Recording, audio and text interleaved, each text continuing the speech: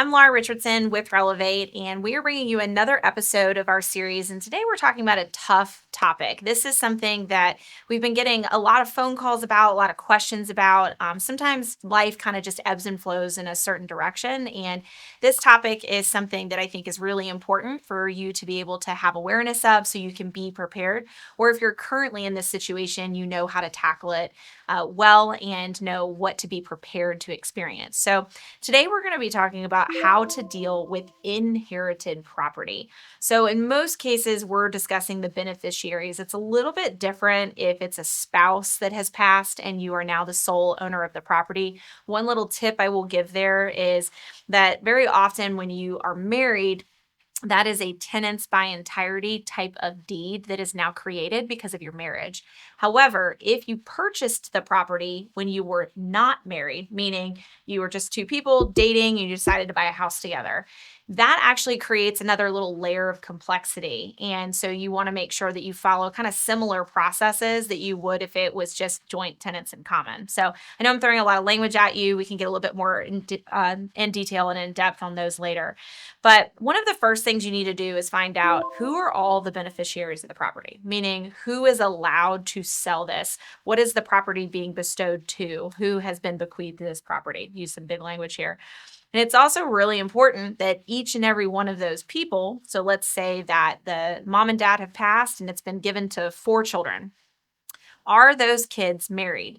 If they are married, it is really important that you understand their spouses are now all involved. So that 4 can easily become 8. All right. And then also, let's just say out of these 4, and let's say these first 2 are married, one of them has passed or both of them have passed.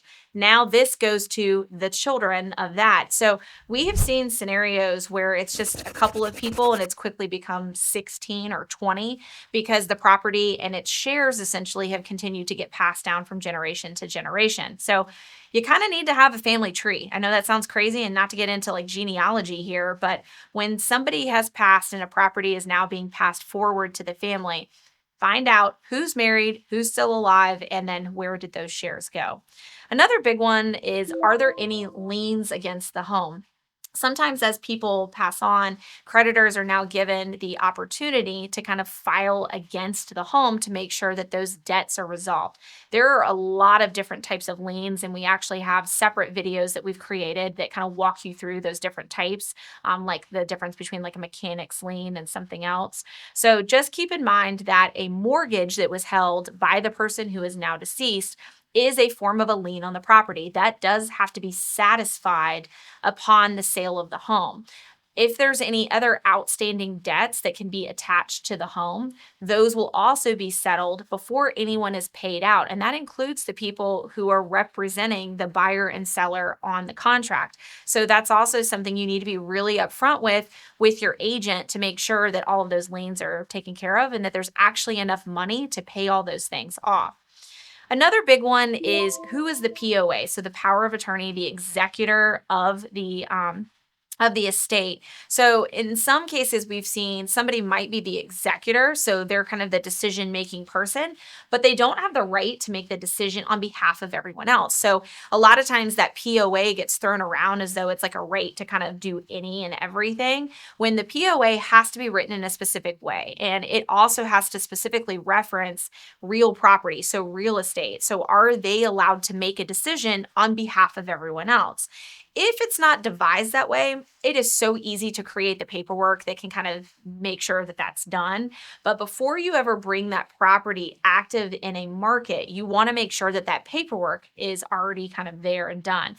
We've had families before that we've worked with where there are 8 siblings and, married people and all of that. And there was one executor. And so what we did to kind of streamline the process is the executor had a POA created where he was making the decisions on behalf of the other folks, and he was the sole signer. Now, he did have to sign on behalf of each and every single person because you have to still have them represented, but it streamlines who's putting the signatures on the paperwork versus having to send stuff to every single person all over the state. And that's another thing too, if you have multiple siblings that are in lots of different places, or potentially you even have family that maybe they're the black sheep or nobody talks to them, you still have to get their permission. You can't sit here and say, oh, well, John is the executor of the entire estate and we don't talk to Susie anymore, so we're just not going to include her. That's not the way it works. So you really want to get your ducks in a row and make sure whoever says that they are the decision-making person, do they actually have the right to make those decisions about the property? Another one is doing a proper title search and a deed history. There is a lot that can be gleaned by looking at the back history of the property and how the deed was created. So you want to make sure that this is all cleared with the estate attorney. In some situations, you can even have quitclaim deeds drawn up or new deeds filed with proper names. So just make sure that you kind of connect with them and that if you have a separate closing attorney you're going to be working with, that they're kind of in conjunction with one another to make sure everybody's getting the same intel.